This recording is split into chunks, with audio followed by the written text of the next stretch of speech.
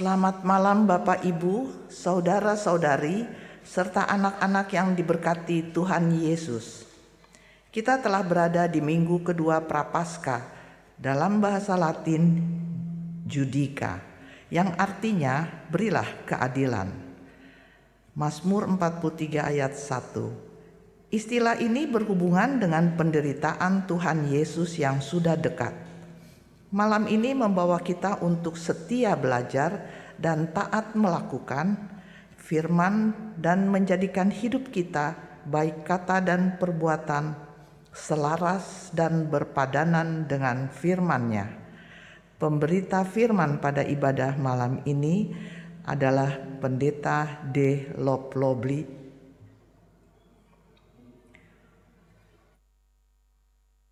Berilah keadilan kepadaku ya Allah, dan perjuangkanlah perkaraku terhadap kaum yang tidak saleh.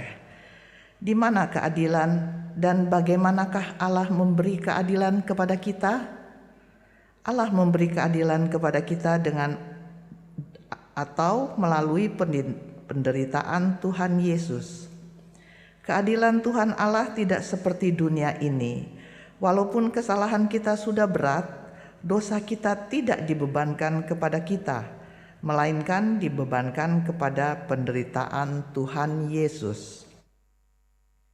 Jemaat, marilah berdiri, kita bersyukur dan merendahkan hati serta siapkan diri untuk memasuki persekutuan dengan Tuhan.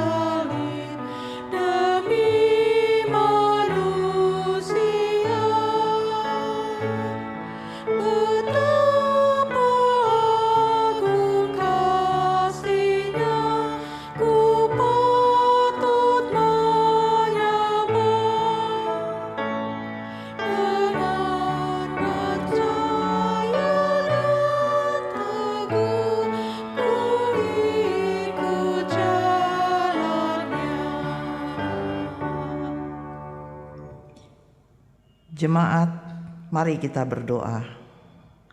Bapa Maha Pengasih, kami bersyukur atas semua kebaikan dan kasih setiamu yang kami rasakan dalam kehidupan kami hingga saat ini. Kami mohon kasih karuniamu memberkati persekutuan jemaatmu yang beribadah bersama keluarga masing-masing. Kami mengakui keterbatasan kami Tuhan, ketika hidup terasa begitu sesak di tengah bencana yang sungguh mencekam, namun Allah mendengar jeritan umat yang meminta belas kasihan. Tuhan Yesus datang dan memberi teladan dengan menyerahkan dirinya demi keselamatan seluruh dunia. Demi Kristus Yesus, Tuhan dan Juru Selamat, kami berdoa dan mengucap syukur. Amin.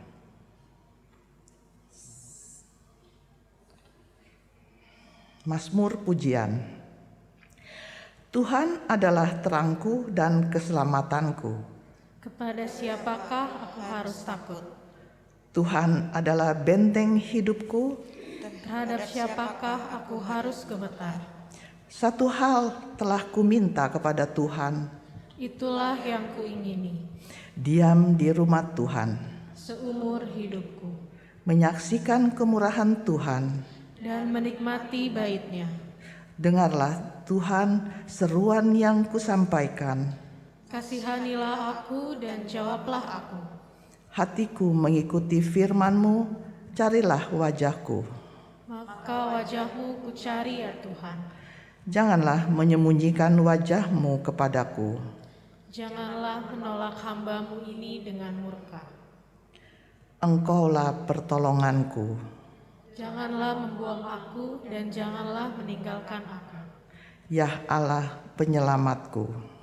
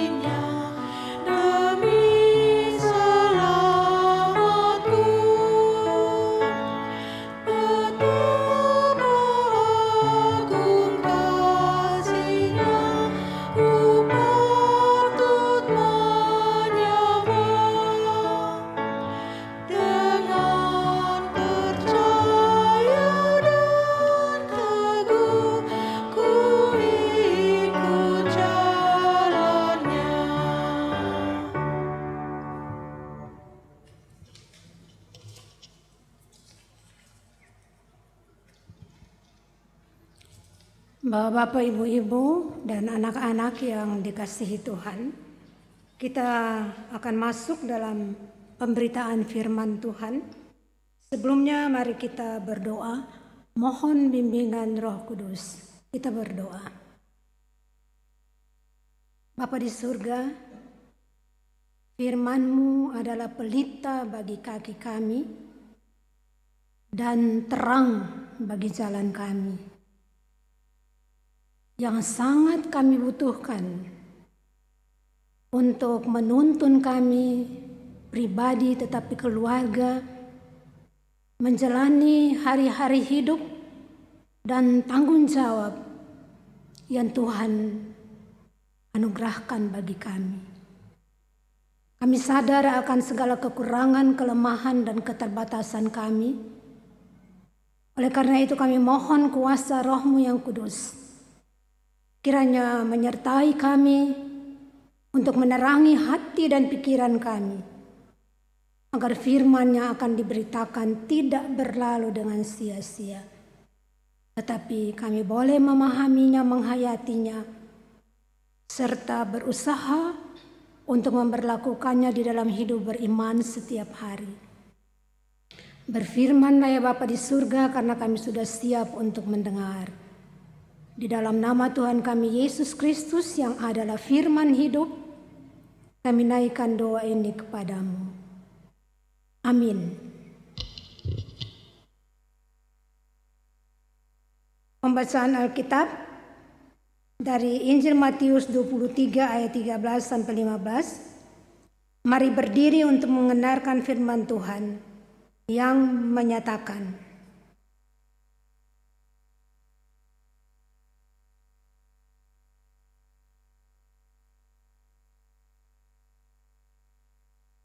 celakalah kamu, hai ahli-ahli Taurat dan orang-orang Farisi, hai kamu orang-orang munafik, karena kamu menutup pintu-pintu kerajaan sorga di depan orang, sebab kamu sendiri tidak masuk dan kamu merintangi mereka yang berusaha untuk masuk. Celakalah kamu, hai ahli-ahli Taurat dan orang-orang Farisi, hai kamu orang-orang munafik, sebab kamu menelan rumah janda-janda, sedang kamu mengelabui mata orang dengan doa yang panjang-panjang. Sebab itu, kamu pasti akan menerima hukuman yang lebih berat. Celakalah kamu, hai ahli-ahli Taurat dan orang-orang Farisi, hai kamu orang-orang munafik, sebab kamu mengarungi lautan dan menjelajah daratan untuk mentobatkan satu orang saja menjadi penganut agamamu, dan sesudah ia bertobat, kamu menjadikan dia orang neraka yang 2 kali lebih jahat daripada kamu sendiri. Demikian pembacaan Alkitab. Berbahagialah setiap orang yang mendengar firman Tuhan dan yang melakukannya. Hosiana.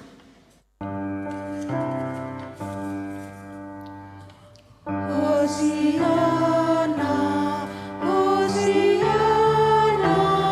Hosiana.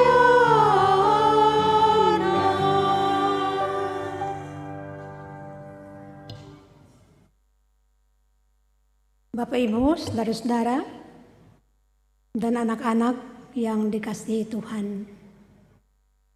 Kalau kita baca perikop ini, sampai selesai kita melihat bahwa kata celaka itu ada 8 kali diucapkan. Kalau dalam Alkitab, terbitan Lembaga Alkitab Indonesia dalam bahasa Indonesia masa kini, itu hanya 7 kali kata celaka. Karena 1 kata celaka dipindahkan kepada perikop berikutnya. Nah, kalau kata celaka, kita tahu bahwa itu musibah. Musibah yang tidak diinginkan oleh siapapun. Siapa yang mau celaka? Tidak ada. Apakah celaka itu disebabkan oleh orang lain? Apakah celaka itu disebabkan oleh pribadi? Tidak ada orang yang mau. Karena itu pasti akan merugikan. Tetapi kita lihat di dalam bacaan kita, celaka itu bukan datang dari orang luar. Celaka itu bukan orang lain yang buat. Tetapi celaka itu datang dari diri sendiri. Dan kata orang tua-tua,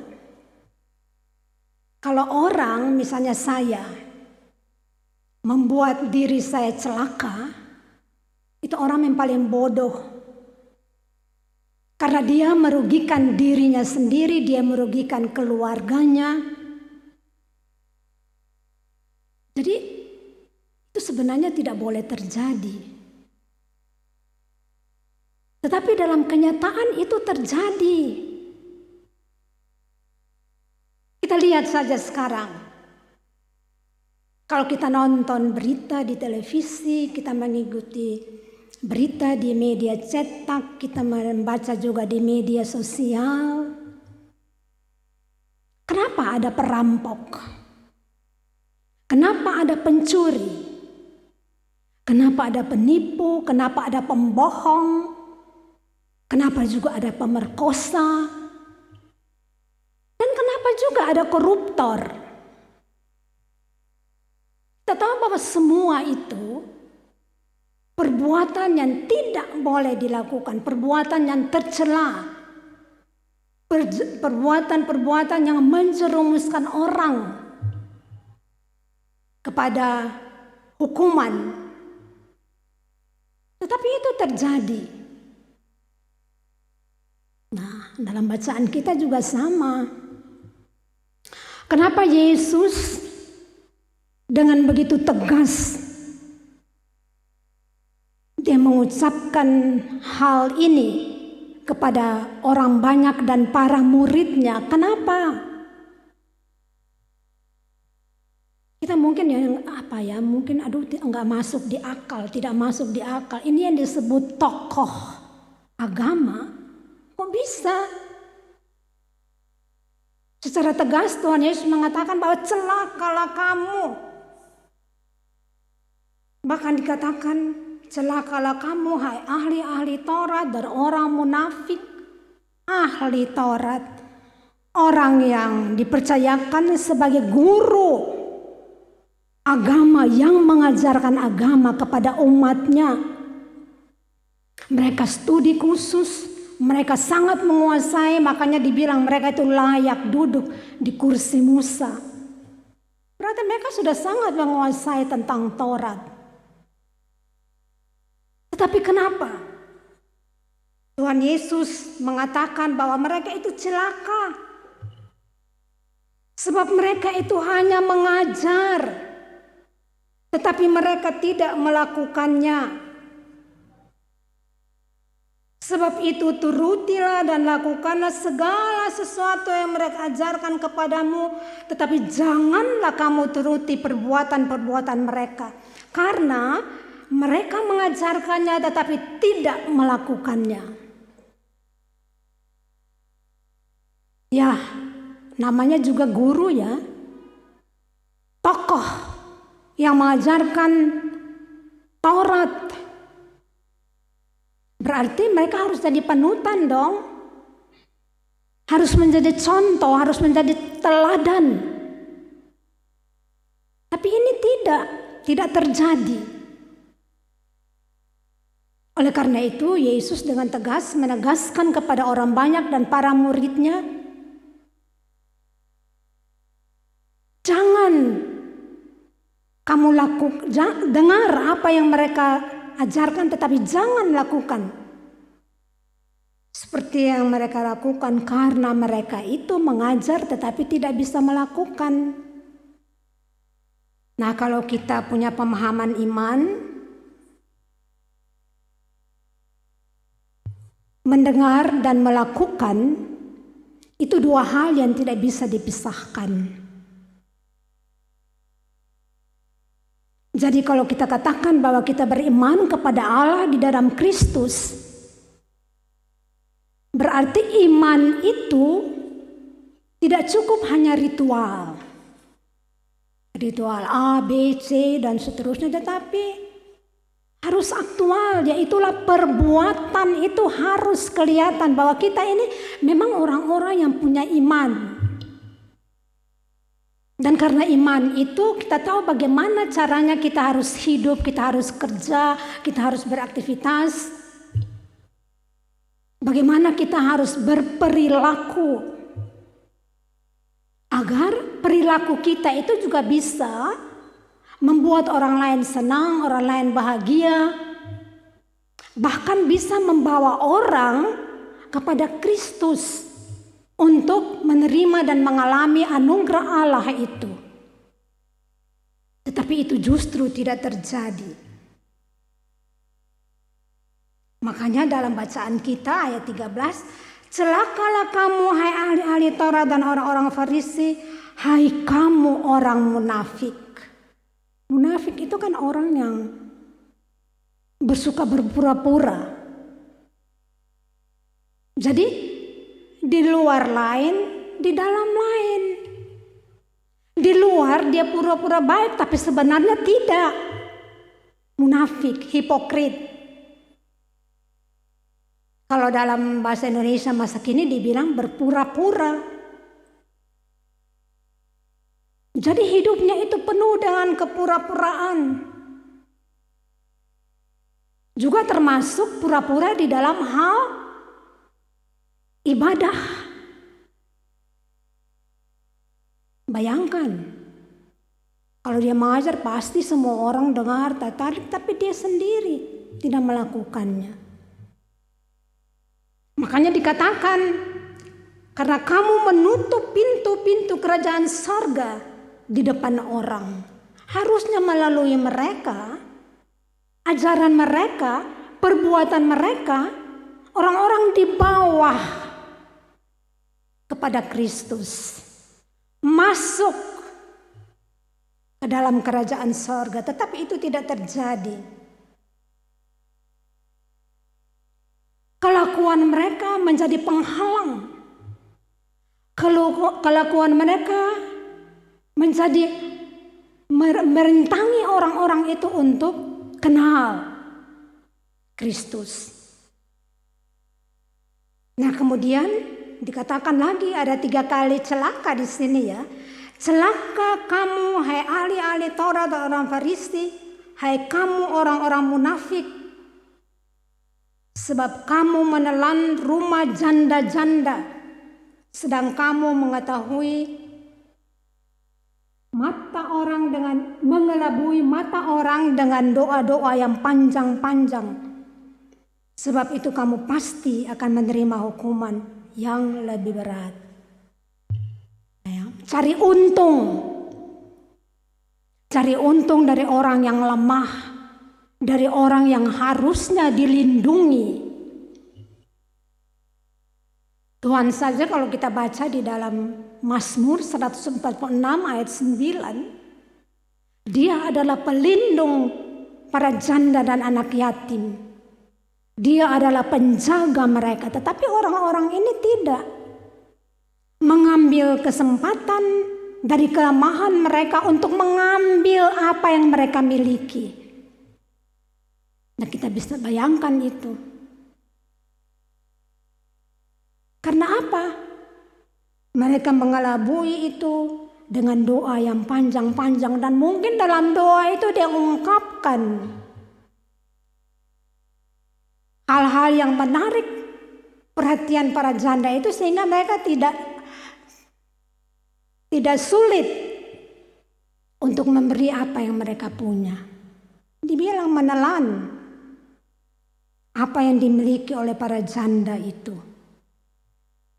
Jadi mengambil keuntungan dari orang yang tidak berdaya, tokoh agama.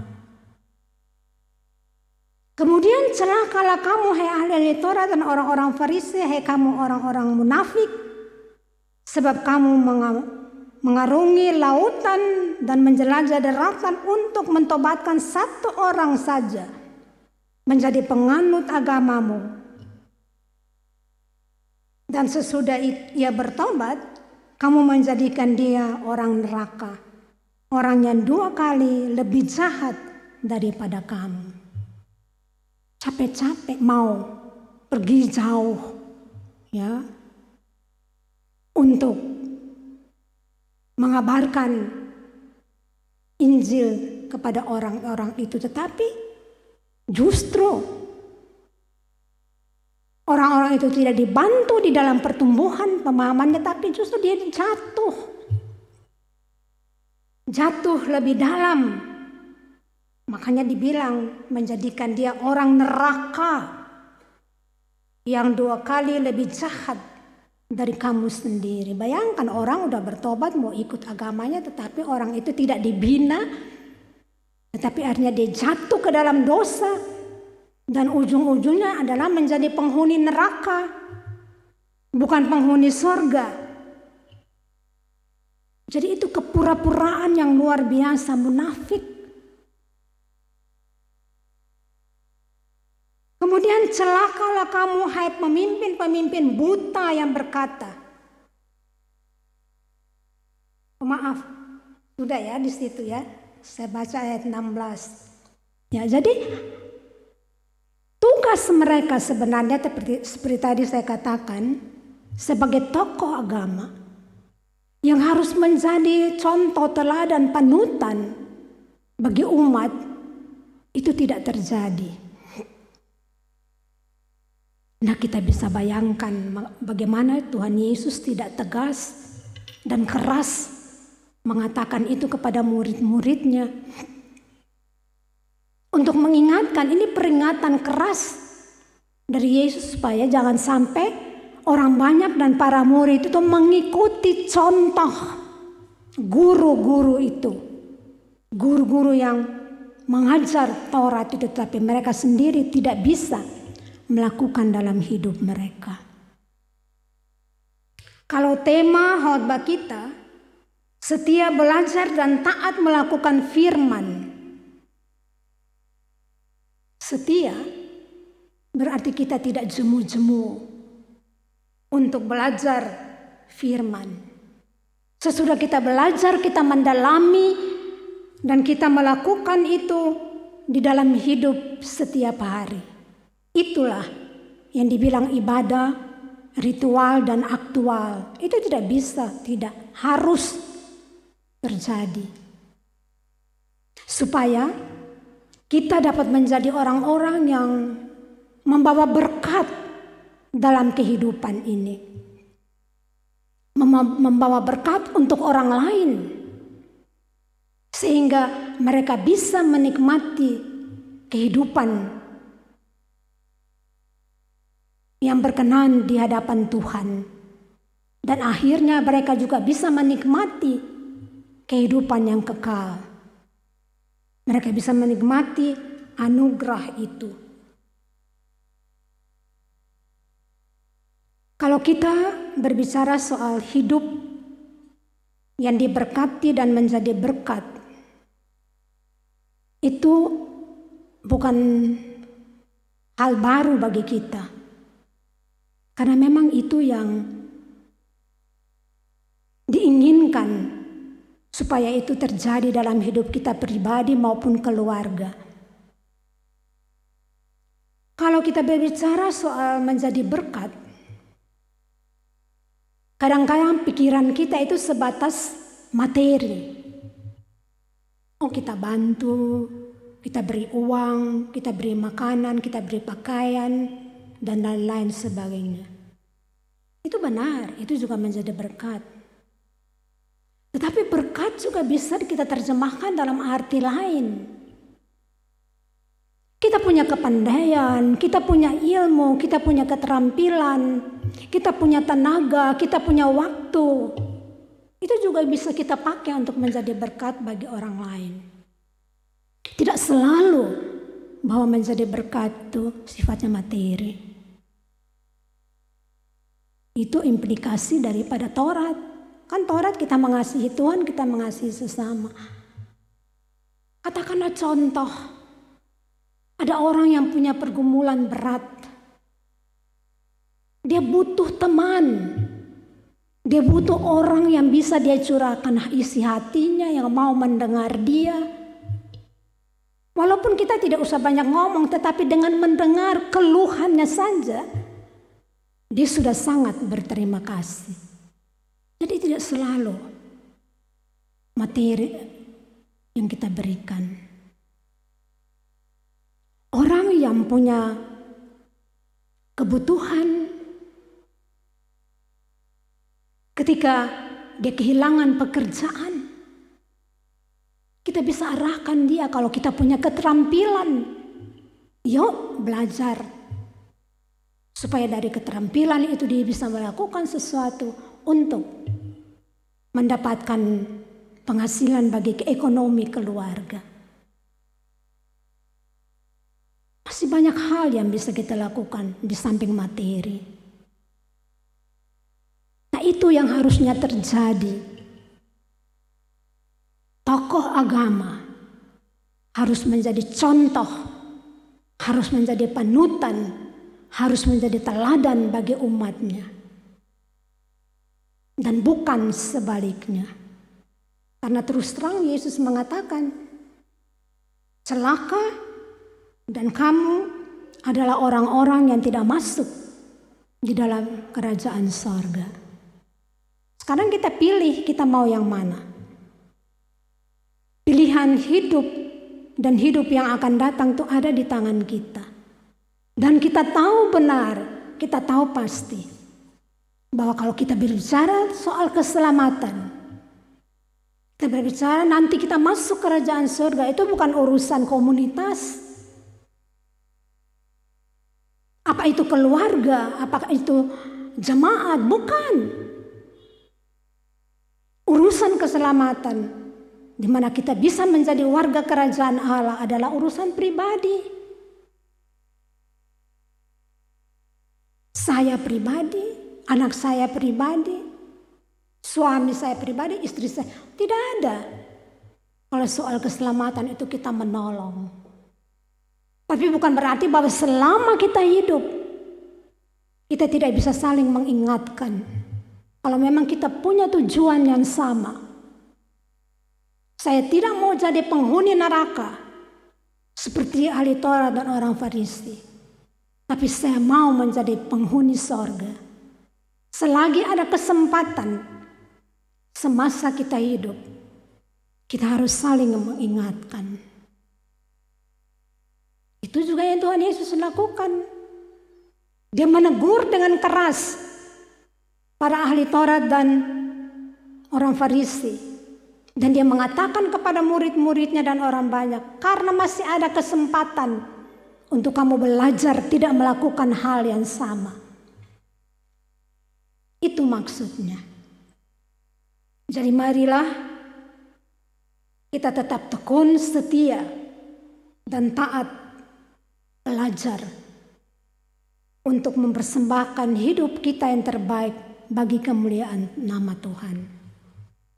Kasihan Majelis Sinode menurunkan Sabda Bina Umat itu dengan harapan bahwa itu dibaca dengan tekun, dengan setia. Karena dari situ kita mendapat banyak hal, apalagi renungan-renungan belakangan ini. Kalau Bapak Ibu rajin baca, anak-anak punya Sabda Bina Anak, Sabda Bina Taruna. Kalau kita baca itu, maka kita lebih banyak tahu hal-hal yang baik dan benar. Dan kita juga melakukan itu. Saya sendiri mungkin tidak bisa, tetapi bersama Tuhan kita pasti bisa. Amin.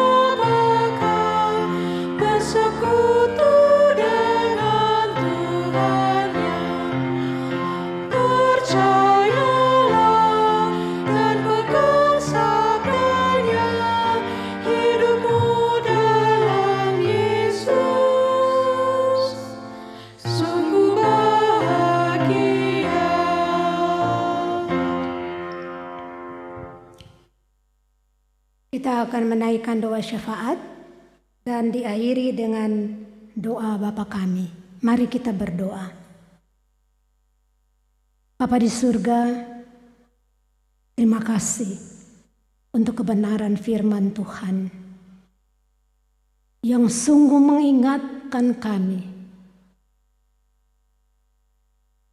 tentang tugas dan tanggung jawab kami kepada Tuhan secara pribadi maupun bersama. Untuk tetap setia membaca dan mendalami firman Tuhan. Dan melakukan itu di dalam kehidupan pribadi maupun bersama. Tuhan,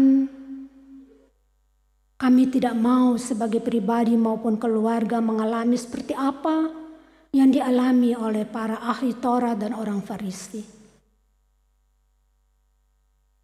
Kami tidak mau celaka.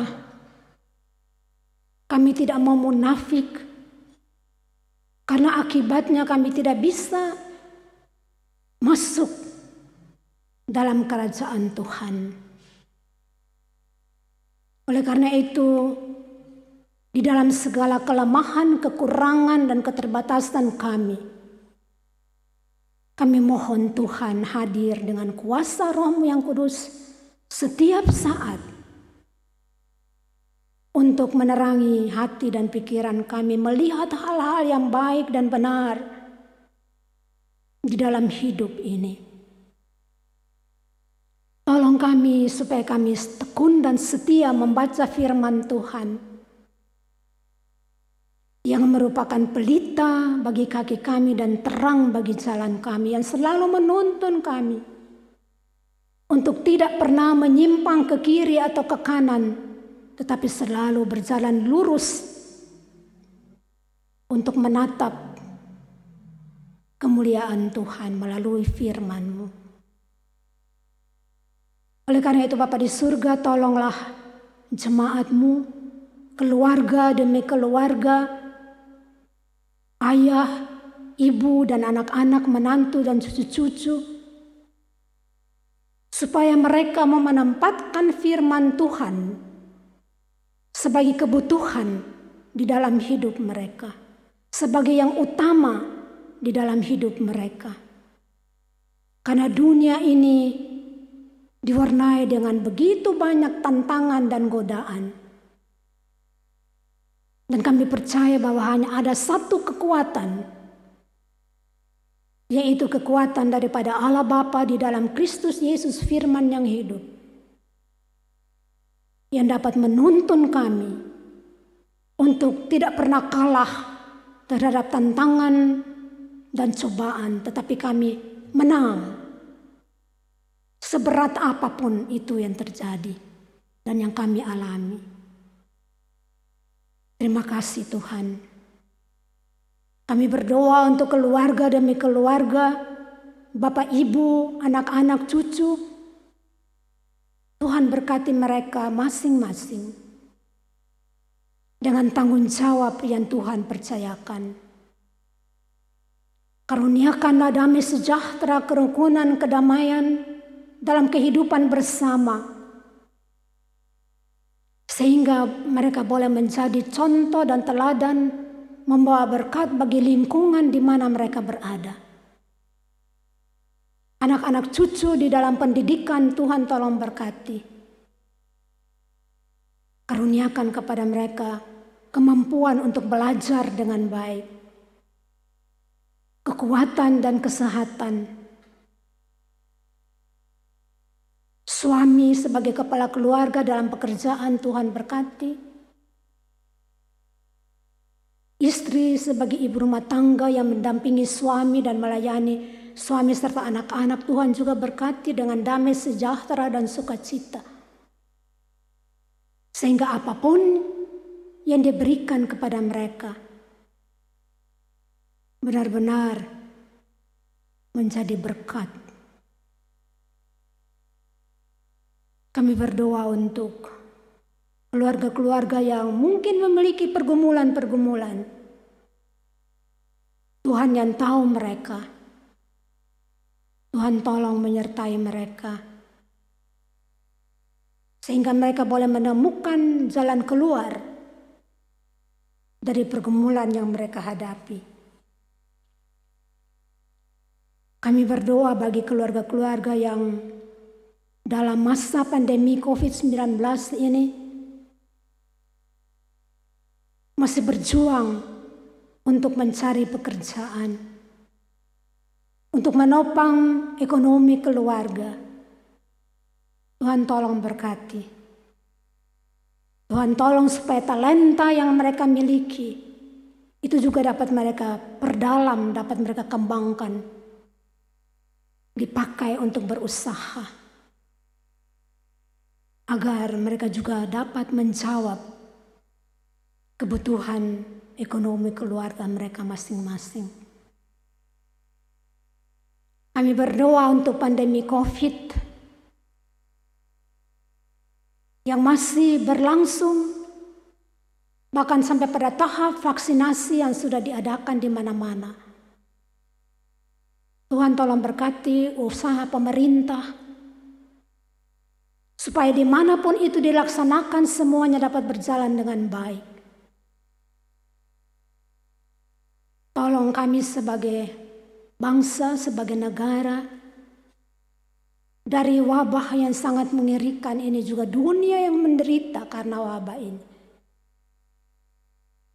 Karuniakan kepada kami ketekunan, ketabahan untuk menghadapi semuanya ini. Tidak sendiri, tetapi bersama-sama dengan Tuhan. Tolong kami juga untuk menyerahkan semua beban hidup kami hanya kepadamu. Khususnya bagi mereka-mereka yang sakit. Tuhan tolong juga berkati mereka di dalam pergumulan mereka untuk memperoleh kesembuhan. Kami berdoa untuk Ibu Diaken Delvi Huta Barat, untuk Ibu Ansye Rumambi, untuk Bapak Hatibi, untuk Ibu Drusila Kase, Pak Sabam Haryanja, Saudara kami Elkana Simanungkalit, Pir Totoda, Ibu Barbara Tation, Ibu Mulyono, Bapak Lazarus Ndun, Ibu Deice Renas Tuaidan, Ibu Dimukris, Bapak Berti Langitan, Ibu Elis Soplantila Lewakabesi, Ibu Like Tuhumuri. Tuhan, hanya Engkau tabib satu-satunya yang maha kuasa, yang mereka butuhkan untuk menolong mereka satu demi satu dan mengangkat penderitaan mereka. Biarlah Tuhan yang menyertai dan melawat mereka, memberikan kekuatan dan semangat baru setiap saat, bahkan sampai memperoleh kesembuhan daripadamu. Kami juga mau berdoa bagi jemaat yang berulang tahun, tepatnya pada tanggal 24 Maret. Saudara Timothy Tangka, Saudari Tesalonika Tangka, Saudari Marshall Rahel Tumatar. Terima kasih untuk pertambahan usia yang Tuhan berikan.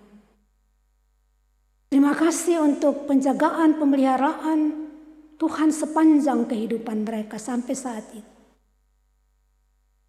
Dan biarlah rasa syukur mereka panjatkan kepada Tuhan. Bukan saja melalui kata-kata, tetapi juga dengan hidup yang menyenangkan hati Tuhan. Berkati mereka satu demi satu, bersama keluarga mereka, dengan tanggung jawab yang Tuhan percayakan kepada mereka untuk menjalani hidup ini. Kami juga berdoa untuk mereka yang berulang tahun perkawinan pada hari ini, pada tanggal 24 Maret ini.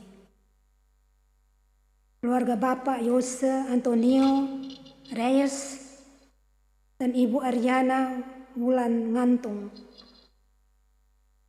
dan keluarga Bapak Rudolf Sibarane serta Ibu Mary Sihombing. Terima kasih juga Tuhan untuk pertambahan usia perkawinan yang Tuhan karuniakan. Tuhan tolong berkati rasa syukur mereka bersama keluarga, suami, istri, anak-anak, dan cucu-cucu. Dan tolong mereka juga supaya dari keluarga mereka selalu memberi yang terbaik dari tanggung jawab mereka, dari hidup mereka, dari ibadah mereka, agar selalu berkenan di hadapan hadirat-Mu.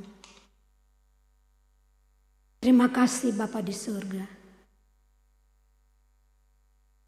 Inilah doa, permohonan, dan pengharapan kami. Dan hanya dalam pengasihan-Mu kami mohon. Terimalah permohonan kami yang kami naikkan hanya di dalam nama Tuhan kami Yesus Kristus yang sudah mengajar kami berdoa bersama. Bapa kami yang ada dalam surga, dikuduskanlah nama-Mu. Datanglah kerajaan-Mu. Jadilah kehendak-Mu di bumi seperti di surga. Berilah kami pada hari ini makanan kami yang secukupnya. Dan ampunilah kesalahan kami, seperti kami juga mengampuni orang yang bersalah kepada kami. Dan janganlah membawa kami ke dalam pencobaan, tetapi lepaskanlah kami daripada yang jahat.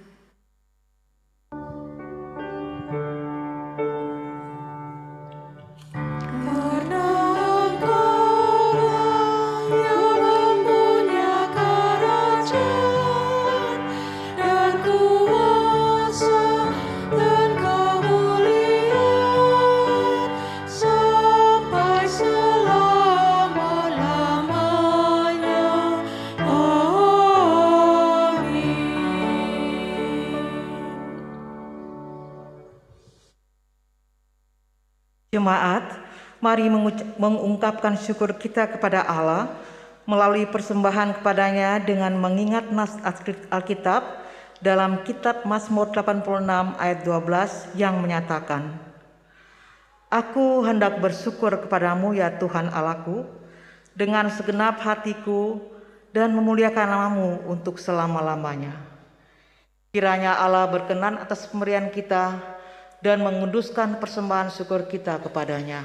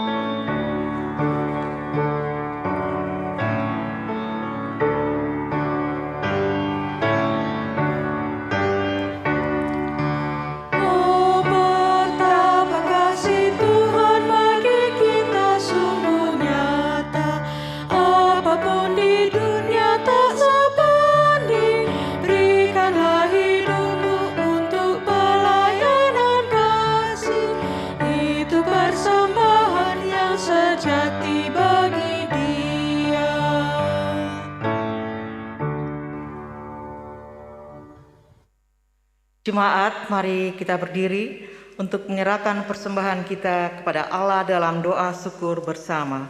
Kita berdoa. Ya Tuhan Maha Kasih, kami berterima kasih atas berkat dan kasih-Mu. Kini kami memberikan persembahan dengan penuh syukur dan sukacita. Terimalah persembahan ini sebagai tanda setia kami kepadamu. Di dalam nama Tuhan Yesus kami berdoa dan bersyukur. Amin. Jemaat tetap berdiri.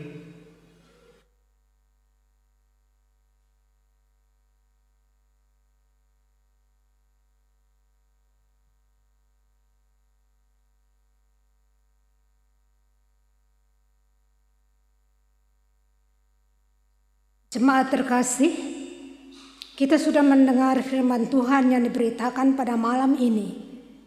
Mari kita lakukan tanggung jawab kita dalam kesetiaan, kerelaan untuk berkorban dan dalam pelayanan yang selalu berorientasi pada firman Tuhan. Hingga dengan demikian hidup kita diberkati dan menjadi berkat bagi gereja dan masyarakat.